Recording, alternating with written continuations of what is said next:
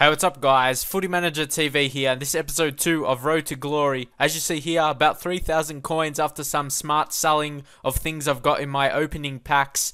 And I'm going to show you the team I'm building here for pretty much very cheap. As you can see here, a silver player, me, with 2 E's. He's a pretty good defender for how much you can get him for. In his attributes, he actually has 90 jumping. I really suggest for you, when you're looking to build a team, go to foothead.com. You basically search your players, and really, on Ultimate Team here, you can only see 6 of their attributes. If you go on there, you can see all of their natural attributes if you were to see them in game. And he actually has 90 jumping, so which is very surprising to see. And also Connolly, I searched for him. He also is a very strong player. He's got like okay pace for a defender, but he's very good in the air. And you're going to see that me scoring lots of corners hopefully. And I am trying to get them in the formation I want to play 4-3-1-2. In my opinion, that is a fantastic formation. I don't know how, but I get so much shots, as you'll see in the matches, plus some really big wins. And after this English Championship team, I'm going to look to build more of a Serie A team, and that is even more fantastic. I'll get a front 3 of Cavani, Insigne, and Vargas. And they're also from the same team as us, so they get great chemistry, and they play so well together because it's a mixture of height and pace and dribbling ability, and really it's so fun to play with right now. I've been playing it for like 2 days straight, and I've been making heaps of coins, and I can't wait to show you in future episodes how much I've been getting. And I was going to think to do it like a road to Division 1, but in Ultimate Team, it's so easy to get to Division 1. I won't give it away because I want to show it in my episodes, but really, I'm not going to lose much matches. That's all I want to say for now. I'm really surprised how well I actually play with this lower team. I really beat better teams, players with heaps of gold players. I don't know why that is exactly, because before I was playing Ultimate Team like a couple of weeks ago when I had a really good team, I wasn't playing well and I kept losing. As you saw my record before this, I had like 90 wins and about 70 losses, and now my record is way better, as you'll be able to see in the future episodes in this series. So I don't know exactly why that is. But anyway, as you can see here, I'm trying to sell some of the contracts and fitness cards to finish off my team, just to get some cheaper players. At the start, I really have to get some bronze players and silver players that you can get for really cheap, because you don't have so much coins at the start, so that's something I have to build onto.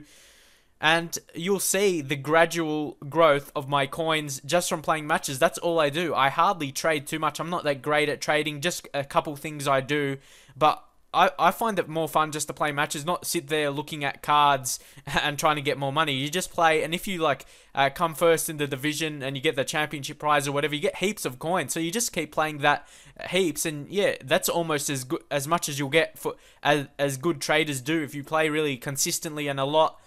So hopefully I'll be able to get some extra coins from these, because I only have 2,000 left for the rest of the team, and I have to buy substitutes players as well. But I'm just going to get cheap bronze players for 150 coins, because I won't really be using them, because I don't really ever make substitutes, and I don't really play against anyone who makes substitutes. Maybe every so often, but really they don't make much of an impact, I notice anyway. And here we'll almost finish off the team, or not finish off defense, I should say, with a left back. Goalborn, he's a bronze left back. As you know, I wanted to get these cheaper players because I didn't want to, obviously I couldn't, but there is some gold players you can buy for 350, 400, but I didn't want to get them straight away. I did want to have some bronze players, and I wanted to have bronze and silver players in the team, or it would be a bit weird just having a gold team straight away. But obviously I wouldn't be able to afford that as well, so I needed a couple of those. And in midfield, I will be looking to get a couple gold players, but they are cheap, which I'm very surprised they're that cheap, mostly because players that don't have much pace, people underrate them so much, and that really leads to their prices being low. And they are gold for a reason. So if you've got a really slow guy, he's got, like I said, he's gold for a reason, so he must have really good attributes in other areas if his pace is really low. To be a goal player, you need a lot of good attributes. So you would think their attributes are really good. And once again, went to foothead.com, Danny Murphy, he has only 44 pace, but he's really got really good attacking attributes like passing, shooting, very good at free kicks, that kind of thing. And really, you'll see in matches, he controls the midfield, sort of the playmaker, does it very well. I don't need him to go forward. He just sits there right in the middle. with those middle center mids, you don't really need the pace because they're not out wide or trying to run past players. They're trying to create the attacks for your team. And obviously, if we get a penalty, he's a pretty reliable penalty taker, so he should be able to score it. Yeah, if we get a penalty, so he's an important player for us. And again, we're going with another goal player from the championship in the centre mid position, Jamie O'Hara from Wolves. Again, he doesn't have amazing pace, but he's a really good attacking centre mid. He's got good passing, good dribbling, pretty good shot on him as well. So I'm looking to him to score some goals, but also create some for others. So he's got good dribbling, and his defence is pretty good as well. So he will be good in defence, really preventing the opposition from scoring goals or preventing them from creating the chances. So after that, we pretty much had limited funds, so I really wanted to go for a bronze guy. And this guy, Joe Rawls from Cardiff City, he's actually a really good passer of the ball and not bad shot as well. But the key role for him is just to play in that centre mid role. He's actually got good passing attributes in the high 60s, mid 60s, and with good chemistry and good morale, those actually increase to the 70s. And he's not bad pace as well. So he's actually, for me, he's like probably a silver player instead of a bronze because of how his passing attributes increase. And actually, he goes pretty much unnoticed. Like, you don't really notice he does too much in a match, but then when you check after the match, he has one of the best ratings and all the assists for a goal. So, and that's just a thing with good centre mids. You don't really notice they do too much when you're playing because the most you notice the guys who score the goal. So maybe that results to his cheap price. But like I said, he's a very good passer. But now we're looking for a centre forward. And this guy is the man to take that role. Jay Simpson, or as I like to call him, Homer J. Simpson. He's actually very surprising. He's got pretty good pace for a silver player, at least in the 80s. But then his shot is 64. That's not too bad for a silver player whose main attribute is his pace. You know, a lot of pacey players don't have a great shot. And he's not bad in the air. I think he's pretty tall. He's not overly tall, but he's not a small. A lot of pacey players are really small and get pushed off the ball, but he doesn't really get pushed off the ball, which I like to see. And he'll be scoring some, assisting some, does very good for the price I can get him for. Unfortunately, I couldn't get him natural in the formation, but he gets that orange instead of green, which I look to get if I can't find him in the natural formation. So for the limited amount of coins I had, I think this is a not bad team. With the mix of the bronze, silver, and gold players, when you get into a match, people probably think you don't know what you're doing, mixing all these players together, but you see with the good chemistry, I do know what I'm doing.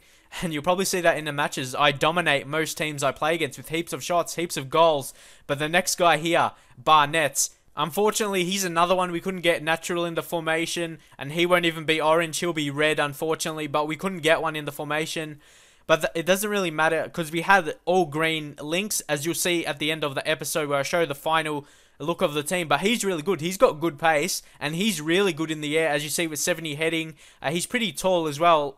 So it's a really good mix. I like getting those guys with pace that aren't really weak. They do have the strength about them and they don't get pushed off the ball. His shot isn't too bad, 59, but when you see in the matches, it really shows above that. In Ultimate Team, I think the sliders are increased, so it's pretty easy to score when you're one-on-one. As you might see, most of the time you score if you know how the Ultimate Team shooting works. And here in the trade pile, a lot of the contracts and fitness sold, so it was very good to get just that little bit extra cash so we can finalize our team with the final striker and also players in the substitutes bench like I mentioned before. And with this team, I know because the EA matchmaking is so bad, I knew I probably wasn't going to win, so I wasn't looking to win. I was just looking to get the matches done so I could finally build that team I wanted to build, the Serie A team that is in the same formation, because I knew I could win with them. So going into it, I didn't think I would get much matches, so you just really got to wait to see the results.